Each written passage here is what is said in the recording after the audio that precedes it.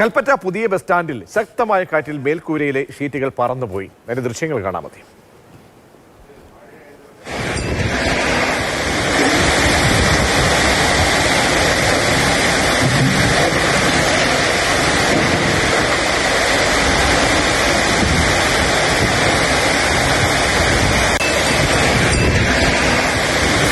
കനത്ത കാറ്റും മഴയും അതാണ് നമുക്ക് ദൃശ്യങ്ങളിൽ കാണാൻ കഴിയുന്നത്. എന്തൊക്കെ നാശമുണ്ടായിട്ടുണ്ട്?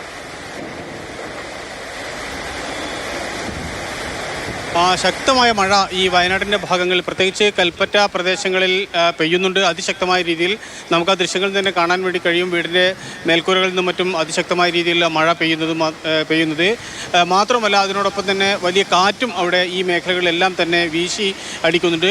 KSRTC കൽപ്പറ്റ KSRTC ബസ് സ്റ്റാൻഡിൻ്റെ മുകൾ ഭാഗത്തെ ആസ്പെറ്റോസ് ഷീറ്റുകളാണ് പലതും ഇളകി ഈ കാറ്റിൽ പറന്ന് താഴെ വീഴുന്നത് കാണാം. ബസ്സുകൾ ആ റോഡിലേക്ക് വരുന്ന സമയത്ത് പോലും ഇത്തരത്തിൽ ആസ്പെറ്റോസ് ഷീറ്റുകൾ പറന്ന് വീഴുന്നുണ്ട്.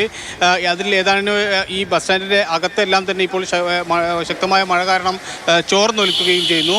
ഒരുപക്ഷെ എനിക്ക് തോന്നുന്നു അല്പസമയത്തിനകം തന്നെ ഈ കോഴിക്കോടിൻ്റെ പരിസരങ്ങളിലേക്കും മഴ എത്താനുള്ള സാധ്യതയുണ്ട്. ഇപ്പോൾ നേരിയ രീതിയിലുള്ള മഴ ചാറുന്നതിൻ്റെ ലക്ഷണങ്ങൾ കാണിക്കുന്നുണ്ട്. ഏതായാലും അന്തരീക്ഷമെല്ലാം തന്നെ മൂടിക്കെട്ടിയ നിലയിലുമുണ്ട്. അതുകൊണ്ട് ഈ തെക്കൻ കേരളത്തിൽ മാത്രമല്ല വടക്കൻ കേരളത്തിലെയും ശക്തമായ മഴയുടെ ഒരു സൂചന ഇപ്പോൾ ലഭിച്ചു കഴിഞ്ഞു. വയനാടും അതോടൊപ്പം തന്നെ ആ പ്രദേശങ്ങളിലെല്ലാം തന്നെ ശക്തമായ മഴ പെയ്തു തുടങ്ങുകയും ചെയ്തിട്ടുണ്ട്.